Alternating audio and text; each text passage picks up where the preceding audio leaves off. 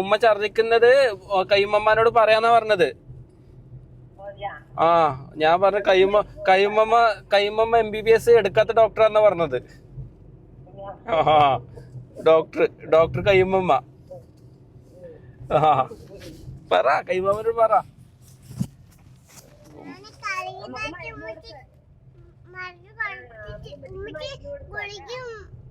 വെള്ളം കുടിക്കണ്ടേ? ഉമ്മച്ചി കുടിക്കും, വെള്ളം കുടിക്കണ്ടേ? നമുക്ക് മരുന്ന് കൊടുക്കാം. ഓക്കെ, ശരി, സെറ്റ്. എന്നാ ശരി ഉമ്മ. ഓക്കെ.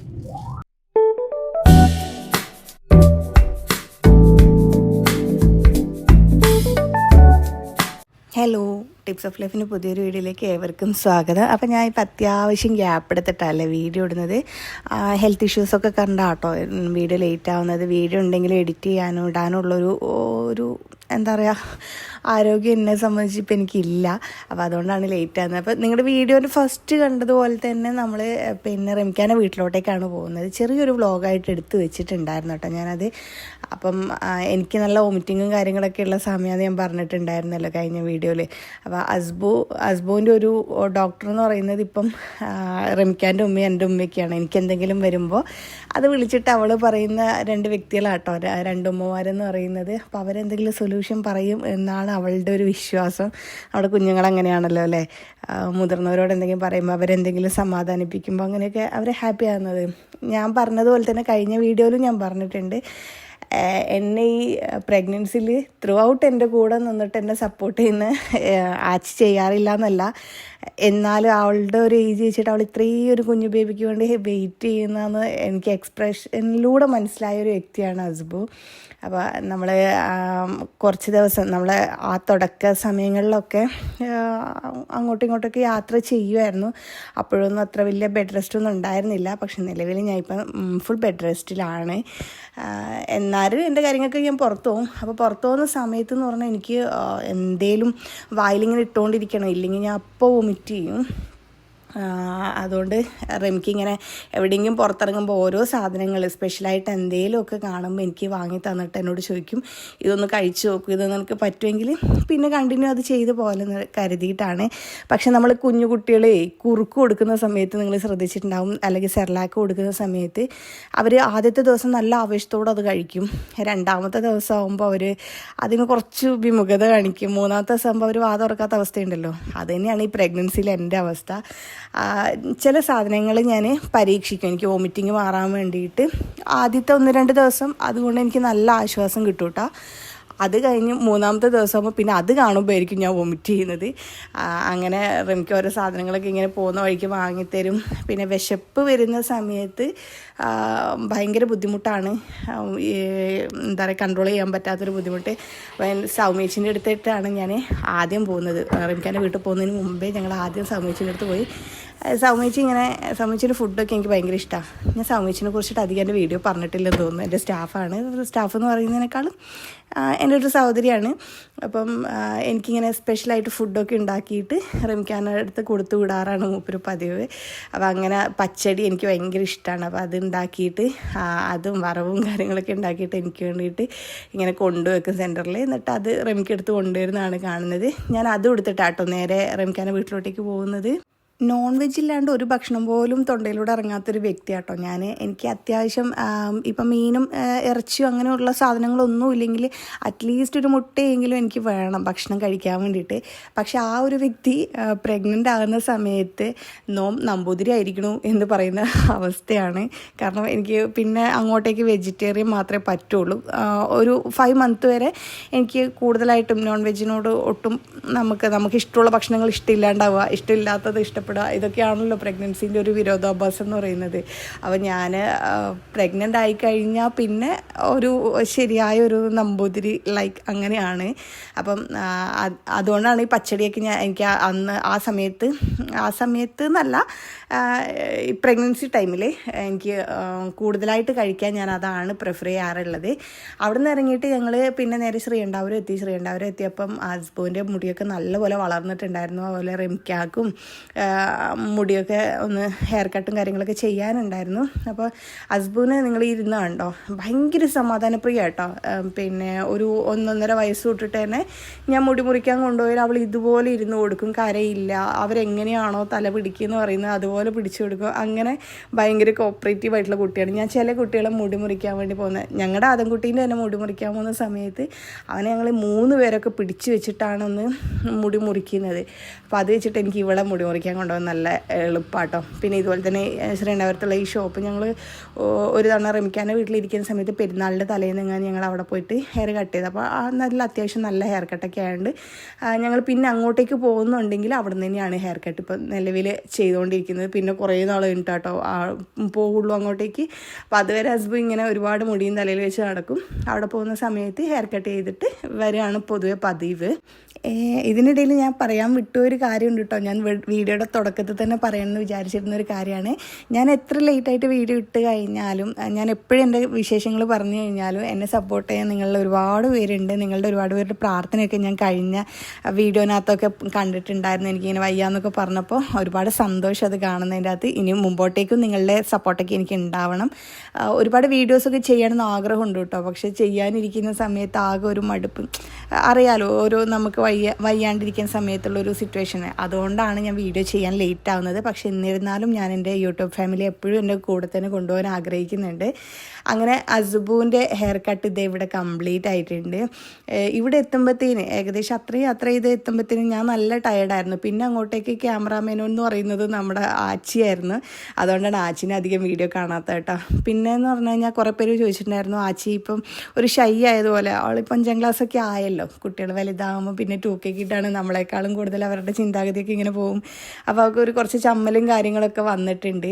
അതിൻ്റേതായ ഒരു ഇത് വീഡിയോനകത്ത് കാണിക്കണം. പിന്നെ ഹസ്ബൻഡ് കുഞ്ഞതായതുകൊണ്ട് അവൾക്കിപ്പോൾ അവളെന്താ ചെയ്യുന്നതെന്നൊന്നും അറിയില്ലല്ലോ. അപ്പം അവർ തമ്മിലുള്ള വീഡിയോസ് എടുക്കുമ്പോൾ പിന്നെ അവൾക്ക് ക്യാമറയോട് കുറച്ചും കൂടി ഇഷ്ടമുണ്ട്. സ്വന്തമായിട്ട് വീഡിയോ എടുക്കാനായാലും അതുപോലെ തന്നെ സ്വന്തമായി ഫോട്ടോ എടുക്കാനൊക്കെ ഇഷ്ടമുള്ളതുകൊണ്ട് അവൾ നല്ലപോലെ വീഡിയോയിൽ കോപ്പറേറ്റ് ചെയ്യും. അവരുടെ 2 പേരുടെ ഹെയർ കട്ട് കഴിഞ്ഞപ്പോൾ ആച്ചിക്കൊരു ഭയങ്കര ആഗ്രഹം അവളുടെ മുടി ഒന്ന് ലെയർ കട്ട് അടിക്കണം എന്നുള്ളത്. ഇത് ഇടയ്ക്കിടയ്ക്ക് ചെയ്യുന്നുണ്ട് കേട്ടോ. റിമിസ്ക വന്നതിന് ശേഷം ഇത് ഇപ്പം ഇച്ചിരി കൂടുതലാണെന്ന് എനിക്ക് തോന്നുന്നു. കാരണം വെച്ചാൽ ഉമ്മ അങ്ങനെ മുടി കട്ട് ചെയ്യാൻ സമ്മതിക്കില്ല. എൻ്റെ ഉമ്മ അങ്ങനെ മുടി കട്ട് ചെയ്യാൻ സമ്മതിക്കില്ല. ഉമ്മയാണ് അത്യാവശ്യം അവളുടെ ഹെയറൊക്കെ നോക്കിക്കൊണ്ടിരുന്നത്. അപ്പം എനിക്ക് പിന്നെ അങ്ങനെയൊന്നുമില്ല. അവൾക്ക് ഇഷ്ടമുണ്ടെങ്കിൽ അവൾ വളർത്തട്ടെ, ഇല്ലെങ്കിൽ അവൾ കട്ട് ചെയ്യട്ടെ, ആ ഒരു മെൻറ്റാലിറ്റിയാണ് എനിക്ക്. അപ്പോൾ റമിക്ക വന്നതിന് ശേഷം പിന്നെ അവൾ റമിക്കാനെ പറഞ്ഞതാക്കിയിട്ട് എപ്പോൾ പോയാലും അവളും ഹെയർ കട്ട് ചെയ്യും. അങ്ങനെ അവളുടെ ലെയർ കട്ട് ചെയ്തുകൊണ്ടിരിക്കുകയാണ്. നല്ല ഭംഗിയുണ്ടായിരുന്നു കേട്ടോ ചെയ്തിട്ട്. ആഫ്റ്റർ വീഡിയോ ഞാൻ പറഞ്ഞല്ലോ, ഞാൻ അപ്പോഴത്തേന് നല്ലപോലെ ടയേർഡായതുകൊണ്ട് ഞാനത് എടുക്കാൻ വിട്ടുപോയി.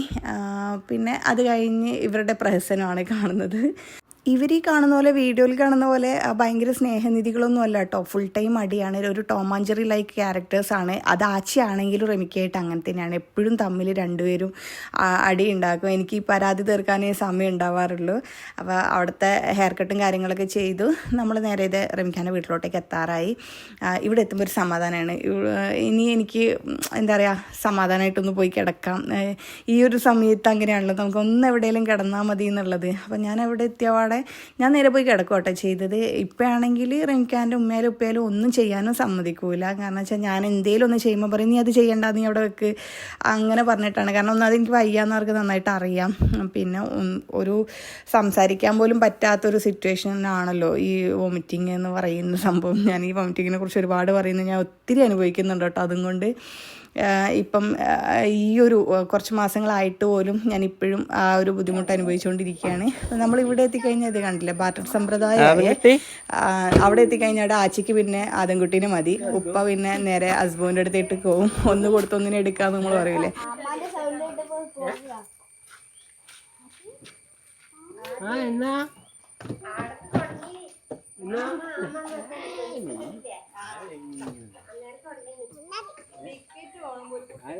ആദംകുട്ടി അവിടെ ഉപ്പാൻ്റെയും ഉമ്മാൻ്റെയും കൂടെ ആ വീട്ടിലൊരു കുട്ടിയായിട്ടാണല്ലോ വളരുന്നത്. അതുകൊണ്ട് തന്നെ അവന് ആച്ചി ഹസ്ബൊക്കെ പോകുമ്പം, അല്ലാതെ നമുക്കവിടെ 2 മക്കളും കൂടി ഉണ്ട് കേട്ടോ. അവരൊക്കെ വരുമ്പം ആദംകുട്ടി ഭയങ്കര ആക്റ്റീവാണ്, അവന് ഭയങ്കര സന്തോഷമാണ്. അപ്പോൾ അതുപോലെ തന്നെ ഇവർക്ക് അങ്ങോട്ടേക്ക് പോകുമ്പോഴും അവനെ കാണാൻ, അവൻ്റെ കൂടെ കളിക്കുക എന്നുള്ള അവരെ ഭയങ്കര ഹാപ്പി ആകുന്ന സമയമാണ്. പക്ഷേ നമ്മൾ വീട് തമ്മിൽ ഇത്രയും ഡിസ്റ്റൻസ് ഉള്ളത് കാരണം നമുക്ക് ഇടയ്ക്കിടയ്ക്ക് പോകാൻ ഇച്ചിരി ബുദ്ധിമുട്ടാണ്, പ്രത്യേകിച്ച് ഈ ഒരു സമയത്തൊക്കെ. അപ്പം എങ്ങനെയായാലും നമ്മൾ എങ്ങനെയായാലും ഒരു ഇച്ചിരി ടൈം എടുത്തിട്ട് തൊട്ടൊന്ന് അങ്ങോട്ടേക്ക് പോകാൻ വേണ്ടി ട്രൈ ചെയ്യാറുണ്ട്. കാരണം ഉപ്പ ഇങ്ങനെ വിളിച്ചുകൊണ്ടിരിക്കും, നിങ്ങൾ കുറേ അതിലേ വന്നിട്ട് കാണാൻ പറ്റുന്നില്ല. കാരണം ഉപ്പാക്കും ഉമ്മാക്കും ഇങ്ങോട്ടേക്ക് വരാൻ ബുദ്ധിമുട്ടുണ്ട് കേട്ടോ. ഉപ്പാക്ക് പശുവൊക്കെ ഉള്ളത് കാരണം നമ്മളൊരു ഉച്ചയാകുമ്പോഴത്തേക്ക് അവിടെ എത്തുമെന്ന് പറഞ്ഞ കാരണം ഉമ്മ ചോറും കറിയൊക്കെ ഉണ്ടാക്കിയിട്ടുണ്ടായിരുന്നു കേട്ടോ. പരിപ്പറി ഉണ്ടാക്കിയത് കാരണം ഞാൻ നോൺ വെജ് കഴിക്കാത്ത കാരണം എന്നാലും ഒന്ന് അവൾ കഴിക്കുകയാണെങ്കിൽ കഴിക്കട്ടെ എന്നുള്ള രീതിക്ക് മീനൊക്കെ ഫ്രൈ ചെയ്ത് വെച്ചിട്ടുണ്ടായിരുന്നു. പക്ഷേ അതിങ്ങനെ മുമ്പിൽ കണ്ടിരിക്കുക എന്നല്ലാണ്ട് കഴിക്കാൻ പറ്റുന്ന ഒരു സിറ്റുവേഷൻ ആയിരുന്നില്ല. പിന്നെ മാത്രമല്ല നമ്മൾ ഇവരെ ഹെയർ കട്ടൊക്കെ കഴിഞ്ഞിട്ട് അവിടെ എത്തുമ്പോഴത്തേന് വൈകുന്നേരം ആയിട്ടുണ്ടായിരുന്നു. അതുവരെ ഇവരും വെയിറ്റ് ചെയ്തിരുന്നു നമ്മളെ ഭക്ഷണം കഴിക്കാൻ വേണ്ടിയിട്ട്. അങ്ങനെ നമ്മൾ ഭക്ഷണം കഴിക്കലൊക്കെ കഴിഞ്ഞു. പിന്നെ കുറേ പേര് കഴിഞ്ഞ വീഡിയോനകത്ത് ഇങ്ങനെ ചോദിച്ചിട്ടുണ്ടായിരുന്നു എന്താ കാണിക്കാത്ത, എന്നെ എന്താ കാണിക്കാത്തതെന്ന് ചോദിച്ചിട്ട്. അപ്പോൾ ഞാൻ ഒരു ഭയങ്കര അലസമായൊരു കോലത്തിലാണ് ഇപ്പോൾ ഉള്ളതെന്ന് പറഞ്ഞാൽ, നമ്മളിങ്ങനെ വീഡിയോസിനകത്തൊക്കെ കാണൂലേ പ്രഗ്നൻ്റ് ആയ വുമൺ ഭയങ്കര ഗ്ലോ ആയി ഭയങ്കര സ്റ്റൈലായി അങ്ങനെയൊക്കെ. ഞാൻ അങ്ങനെ ഒരാളല്ല കേട്ടോ. എനിക്ക് വയ്യാണ്ടിരിക്കുമ്പോൾ ഞാൻ ഫുൾ ടൈം കിടപ്പായിരിക്കും.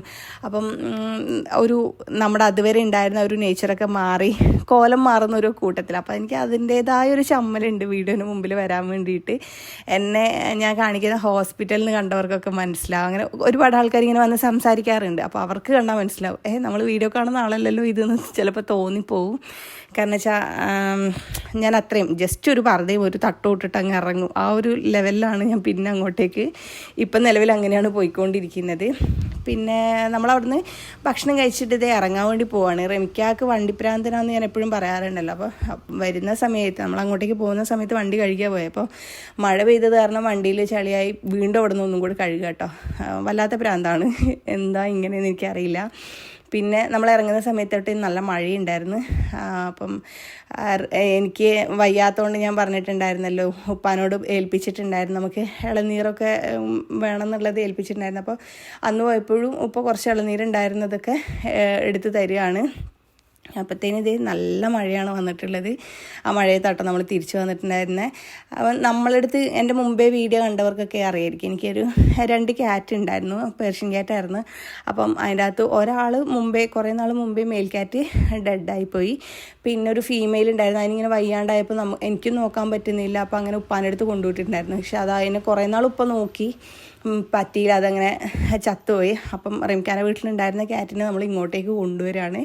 ഇതിൻ്റെ പുറകിൽ വേറൊരു കഥയുണ്ട് കേട്ടോ, അത് ഞാൻ അടുത്ത വീഡിയോ പറയാം.